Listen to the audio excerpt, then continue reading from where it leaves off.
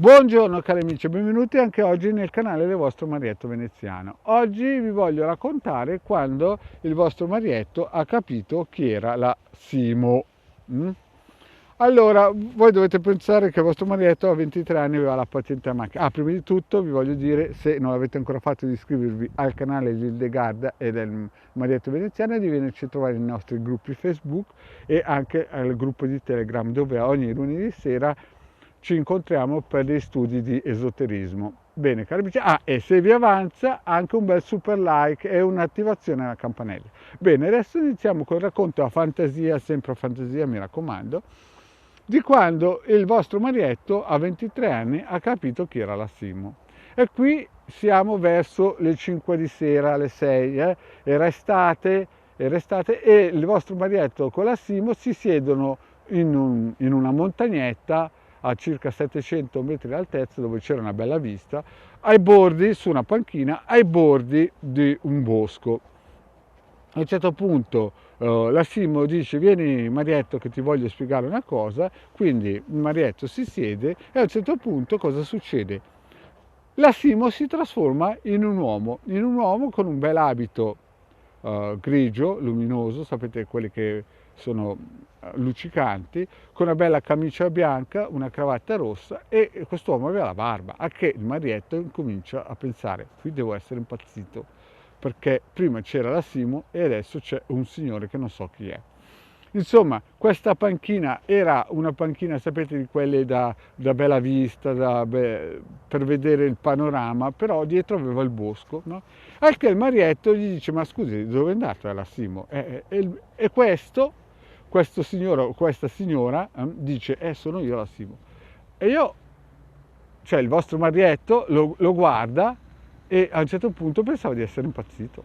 Diceva: ma non è mica possibile, cioè io ho parlato per un'ora con una donna e adesso mi volto ed è un uomo, devo essere impazzito, c'è qualcosa che non va dentro il mio cervello, perché è impossibile una cosa del genere. Vi dico sempre che è una controfantasia, mi raccomando. A un certo punto il Marietto voleva indagare, dice: ma sei un uomo o una donna?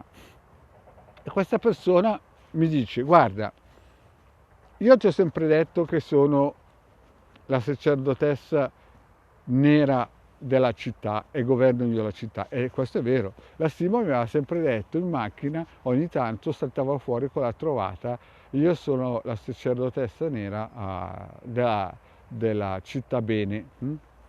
E io e il vostro Marietto non ci aveva mai creduto, perché la Simo stava sempre zitta, diceva ogni tanto queste cose qua, ogni tanto si metteva a piangere perché diceva che non riusciva a fermarmi, ma sapete, pensavo che fosse depressa.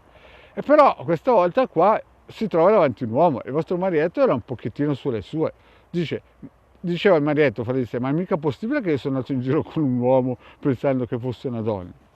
Al che questo soggetto dice: fra un po' arriverà il sindaco della città e ti spiegherà certe cose. Infatti dopo pochi minuti arriva sul sindaco, che è un pezzo da 90, perché dovete capire che la città che stiamo parlando era la quarta città, diciamo, più ricca della nazione, a livello bancario, quindi il sindaco era un pezzo, come si chiama, come si può definire, un compasso, e sapete quelli col grembiulino, no? Compasso e grembiulino di quelli da 90, Quindi era saputo che anche in casa sua si facevano sedute spiritiche e quant'altro. Mi raccomando, questo racconto di fantasia. Beh, arriva su questo sindaco qui, io mi spavento perché non pensavo che la Simonetto o questo uomo qui conoscesse il sindaco.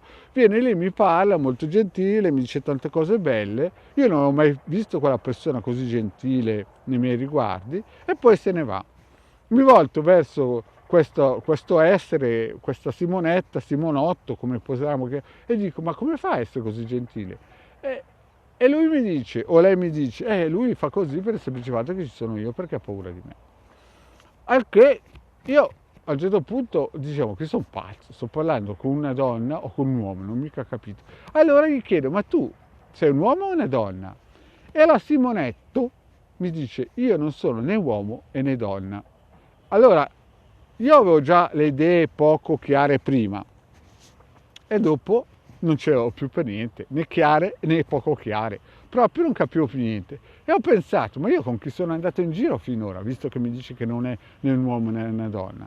A un certo punto lui mi dice, vuoi vedere come sono? Cioè, veramente io ho chiesto io se mi faceva vedere chi era realmente, no? E lui infatti mi dice, io non posso farti vedere come sono perché tu diresti che io sarei brutto. E infatti ho insistito e alla fine ha ceduto e mi ha detto, va bene, ti faccio vedere come sono. Quando lui si è trasformato nella realtà com'è, no? Com'era, no? Io sono rimasto di ghiaccio perché era praticamente un licantropo gigantesco, no? E io a quel punto lì ho detto, ma sei veramente brutto. E lui mi risponde, per noi tu sei brutto, voi siete brutti, non noi siamo brutti. Al che il vostro marietto era sconvolto e piangeva, continuava a piangere perché pensavo, qui sono impazzito, qui praticamente devo essere proprio impazzito. A che cosa succede?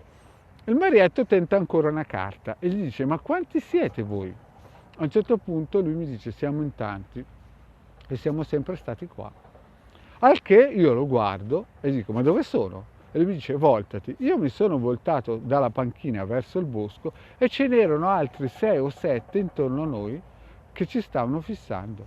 E io non li avevo mai visti prima, cioè non avevo mai percepito la loro presenza prima. Al che il marietto a un certo punto gli ha detto, senti, io voglio rivedere la Simonetta. E lui si è ritrasformato in Simonetta e io mi sono tranquillizzato, ho pensato, devo essere stato pazzo.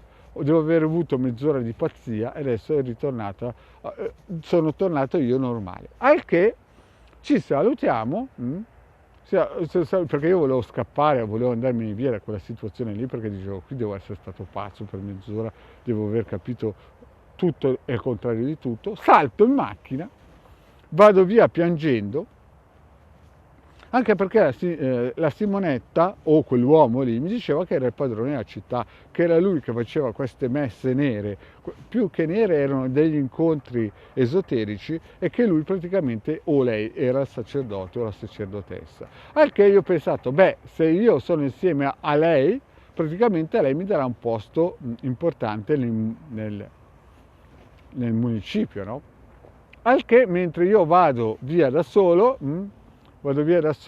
piangendo, disperato perché il vostro marietto aveva una paura tremenda per quello che era successo, pensavo di essere impazzito, cosa succede? Succede che all'improvviso si volta che ti trova di nuovo a fianco della macchina, mi trovo davanti di nuovo quel tipo che era seduto sulla panchina con me, ma questa volta non mi faceva più paura. Cosa ha fatto? Ha fatto in modo che io vedessi il mio futuro mentre guidavo e mi ha tranquillizzato e dopo abbiamo fatto un paio di tornanti in macchina assieme e poi è sparito di nuovo.